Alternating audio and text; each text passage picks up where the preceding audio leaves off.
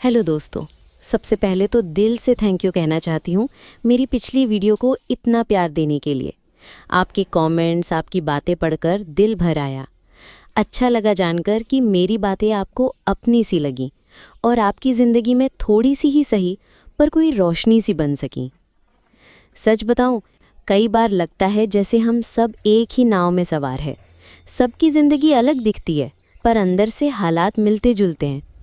आपने जब पिछली बार कहा कि मेरी बातें सुनकर लगा जैसे कोई अपना बोल रहा हो, तो दिल को सुकून मिला। क्योंकि बातें तो हम सब के पास होती हैं, पर हर किसी के पास सुनने वाला नहीं होता। और कई बार जो बात हम किसी से कह नहीं सकते, वो बस किसी और की कही हुई बातों में जवाब बन के मिल जाती है। अगर आप इस वक्त अकेले बैठे हो या किसी काम में उलझे हुए हो, तो बस सुनते रहना। शायद आज की बातें मन को कुछ हल्का कर दें। अपनी गलतियों से नफ़रत मत कीजिए, उन्हें अपना गुरु बनाइए।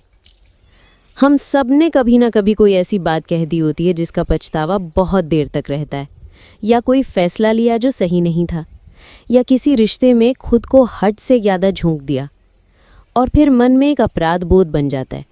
काश मैंने ऐसा ना किया होता, काश मैं थोड़ा और सोच लेती। पर क्या आप जानती हैं कि गलतियाँ आपकी दुश्मन नहीं होती, वो आपकी सबसे सच्ची गुरु होती हैं। जो सबक कोई किताब नहीं दे सकती, वो एक छोटी सी गलती सिखा देती है। सहनशीलता, समझदारी और आत्मसम्मान। मैंने अपनी ज़िंदगी में जो सबसे गहरे सबक सीखे हैं, वो मेरी गलतियों ने सिखाए हैं। उनसे मैंने सीखा कब रुकना है, कब बोलना है, कब माफ़ करना है और कब आगे बढ़ जाना है। इसलिए अगर आपने कोई गलती की है तो खुद को माफ़ कीजिए। सिर्फ बीज बोना भी एक काम है, फल आए या ना आए। कई बार हम ऐसा काम करते हैं जिसका रिजल्ट तुरंत नहीं दिखता, जैसे बच्चों को अच्छे संस्कार देना, घर में पॉजिटिव माहौल बनाए रखना, या खुद की ग्रोथ के लिए थोड़ा थोड़ा पढ़ना, लिखना, सीखना। इन कामों का कोई तुरंत अपलॉज नहीं मिलता, कोई लाइक नहीं आता, कोई तारीफ नहीं होती। पर याद रखिए, बीज जब बोया जाता है तो वो तुरंत पेड़ नहीं बनता। मिट्टी की गहराई में कुछ समय तक वो खुद को संवारता है, मजबूत बनाता है, फिर एक दिन फूट कर बाहर आता है। तो अगर आप भी कोई ऐसा काम कर रहे हैं जिसका फल अभी नज़र नहीं आ रहा, तो हिम्मत मत हारिए। आप जो कर रही हैं वो वक्त के साथ एक मजबूत बदलाव का हिस्सा बनेगा। अपने शरीर की थकावट को अनदेखा करना बहादुरी नहीं है। हम औरतों को जैसे सिखाया ही नहीं गया कि थकावट भी एक संकेत है, एक अलार्म है जो कह रहा है कि अब थोड़ा रुक जाओ। पर हम क्या करते हैं, थकी होती हैं फिर भी हंसती हैं, बुखार होता है फिर भी किचन में खड़ी रहती हैं, कमर दर्द होता है फिर भी बच्चों का बैग उठाती हैं। क्यों? क्योंकि हम सोचते हैं घर मेरा है, जिम्मेदारी मेरी है, अगर मैं नहीं करूँगी तो कौन करेगा। पर सच ये है कि आपका शरीर भी आपकी सेवा में है, उसकी भी एक सीमा है। एक दिन मैंने अपनी छोटी सी थकान को इग्नोर किया और बाद में वो थकान बीमारी में बदल गई। तब डॉक्टर ने एक बात कही जो मैं कभी नहीं भूलूंगी। आपकी सेहत सिर्फ आपकी नहीं, पूरे परिवार की ज़रूरत है। अब मैं जब थक जाती हूँ तो खुलकर कहती हूँ, आज मुझे आराम चाहिए, क्योंकि बहादुर वही है जो खुद का भी ख्याल रखे। अपनी पहचान के लिए दूसरों की मान्यता पर निर्भर मत रहिए। हम अक्सर अपने अस्तित्व को दूसरों की मान्यता से जोड़ लेते हैं। अगर किसी ने तारीफ कर दी तो लगता है हम कुछ अच्छा कर रहे हैं, अगर किसी ने अनदेखा कर दिया तो लगता है शायद हम में ही कुछ कमी है। पर सोचिए, क्या आपकी पहचान किसी और की अप्रूवल से तय होनी चाहिए? एक समय था जब मुझे भी लगता था कि अगर मेरे काम को कोई नोटिस नहीं करेगा तो शायद वो काम ज़रूरी नहीं था। पर धीरे धीरे मैंने जाना कि महत्व वो नहीं जो कोई और बताए, महत्व वो है जो आप अपने काम में महसूस करें। अब मैं खुद को वैलिडेशन देती हूँ। जो मैंने किया उस पर खुद की नज़र से नज़र डालती हूँ और ख़ुद से कहती हूँ, शाबाश, तूने बहुत अच्छा किया। क्योंकि जब आप खुद को पहचान देती हैं तो दुनिया की राय छोटी लगने लगती है। हर किसी की सोच को समझना आपकी जिम्मेदारी नहीं है। कभी कभी लोग आपको जज करेंगे, कभी आपकी चुप्पी को घमंड कहेंगे, तो कभी आपके फैसले को नादानी। और हम सोच में पड़ जाते हैं कि क्यों ऐसा कहा, क्या मैं सच में वैसी दिखती हूँ? पर सच्चाई ये है कि हर किसी के पास एक चश्मा होता है। वो आपको उसी से देखते हैं और आप उनके चश्मे को बदल नहीं सकती। अगर आप सबको समझाने में लग जाएंगी तो खुद की शांति खो देंगी। आपका मन साफ है, आपका इरादा नेक है, आप किसी को नुकसान नहीं पहुंचा रही, तो फिर किसी के सोचने से आप गलत नहीं हो जाती। अब मैं भी धीरे धीरे सीख रही हूँ कि खुद को साबित करने की कोशिश बंद करूँ, क्योंकि जो समझेगा वो बिना कहे भी समझ जाएगा। अपनी बॉडी से प्यार करना सीखिए। कई बार आईने में खुद को देखते हैं तो सबसे पहले वो कमी नजर आती है जो हमें सोसाइटी ने सिखाई है। थोड़ा पेट निकल गया है, चेहरे पर उम्र दिखने लगी है, स्किन डल लग रही है। पर सोचिए, यही शरीर तो है जिसने आपको माँ बनने की ताकत दी, बीमारियों से लड़कर वापस खड़ा किया, हर त्योहार में आपके साथ नाचा, हर दर्द में आपका साथ दिया। क्या वो शरीर इतना बुरा है?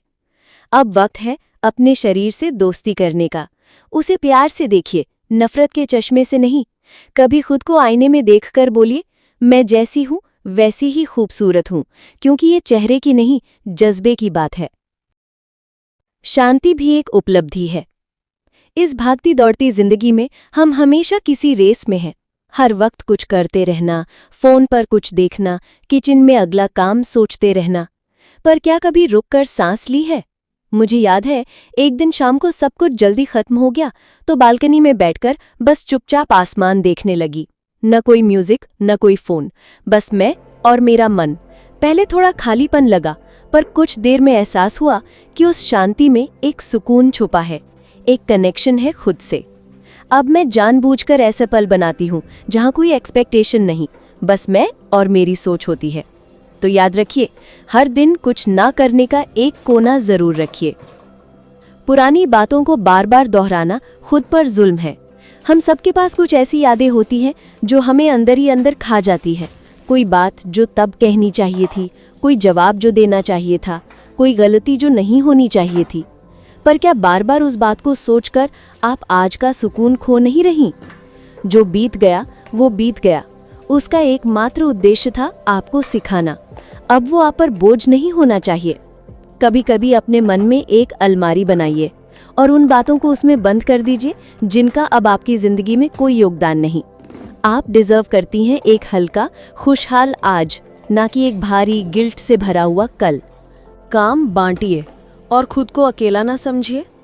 कभी कभी लगता है कि सब कुछ सिर्फ हमें ही करना है, सब कुछ अगर हम नहीं करेंगे तो गड़बड़ हो जाएगी। लेकिन ये सोच ही सबसे बड़ा बोझ बन जाती है। घर सबका है तो जिम्मेदारी भी सबकी होनी चाहिए। बच्चों को छोटी छोटी जिम्मेदारियां दीजिए, पति से साफ साफ बात कीजिए, मुझे भी थकावट होती है, मैं भी इंसान हूँ। जब आप खुद को सबका हेल्पर समझना बंद करेंगी, तभी लोग भी आपको अपना इक्वल मानेंगे। मदद मांगना कमजोरी नहीं, समझदारी है। और एक समझदार औरत जानती है कि खुद को थकाना कोई बहादुरी नहीं, बल्कि खुद को संभालना असली ताकत है। अपने टैलेंट को पहचानिए फिर से। आप क्या थीं, क्या हैं और क्या बन सकती हैं, ये सब अभी भी आपके अंदर है। शादी, बच्चे, घर, इन सब के बीच कहीं ना कहीं हम खुद को खो देते हैं। पर हमारी रुचियां, हमारे सपने, वो सिर्फ एक मोड़ पर रुके हैं, मिटे नहीं हैं। याद करिए, आप क्या करना पसंद करती थी। अब वक्त है उन्हें फिर से जीने का। शुरुआत छोटी हो सकती है, पर असर बहुत बड़ा हो सकता है। शायद वो आपका अगला करियर हो। खुद को कभी पेंडिंग में मत डालिए। हम औरतों की आदत होती है कि पहले सबका काम कर लेना, सबकी ज़रूरतें पूरी कर देना, और फिर जब थोड़ा वक्त बचे तो सोचेंगे अब अपने लिए कुछ कर लूं। लेकिन वो थोड़ा वक्त कभी आता ही नहीं, क्योंकि घर चलाने में, सबका ख्याल रखने में खुद को अक्सर हम पेंडिंग लिस्ट में डाल देती हैं। पर सोचिए, आप सुबह से लेकर रात तक घर के हर हिस्से में शामिल होती हैं। रसोई में, बच्चों के होमवर्क में, सास ससुर की सेवा में, हस्बैंड की फाइल ढूंढने से लेकर गैस सिलेंडर बुक कराने तक। तो फिर आप ही क्यों अपनी बारी में सबसे पीछे हों? अगर दिन में 15-20 मिनट भी अपने लिए नहीं निकाल पा रहे, तो ये सोचिए कि क्या आप सच में जी रही हैं या सिर्फ सबका काम ही कर रही हैं। हर दिन खुद के नाम की एक छोटी सी जगह बनाइए, वो चाहे चाय के साथ अपनी पसंदीदा किताब हो या सिर्फ 10 मिनट बैल्कनी में बैठकर खुला आसमान देखना। याद रखिए, आप भी ज़रूरी हैं खुद के लिए। अपनी खुशी के बहाने खुद बनाइए। हम सब ने कभी ना कभी सोचा है, काश कोई हमें चुपचाप फूल दे दे, काश कोई सरप्राइज कर दे, काश कोई हमारी थकावट देखकर हमें बाहर ले जाए। लेकिन सच तो ये है कि जब उम्मीदें पूरी नहीं होती तो वो एक छोटी सी उम्मीद भी भारी लगने लगती है और हम सोचते हैं शायद मैं उतनी मायने नहीं रखती। पर क्यों ना खुद ही वो खुशी अपने लिए बनाए जिसका इंतज़ार हम औरों से करते हैं। एक दिन ऐसे ही मैंने अपने लिए बिना किसी खास मौके के एक गुलाब खरीदा, बस यूं ही।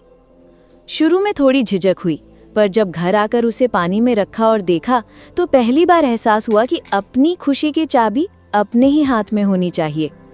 तो अगली बार जब आपका मन उदास हो तो अपने लिए कुछ अच्छा कीजिए, कोई मीठा खा लीजिए या अपनी ही तारीफ में कोई प्यारा सा नोट लिख दीजिए। आपका चेहरा भी मुस्कुराहट डिजर्व करता है और वो मुस्कान किसी और के भरोसे मत छोड़िए। घर चलाना एक काम है और आप एक प्रोफेशनल हैं। हमारे समाज में अभी भी घर संभालने वाली औरत को कम आंका जाता है।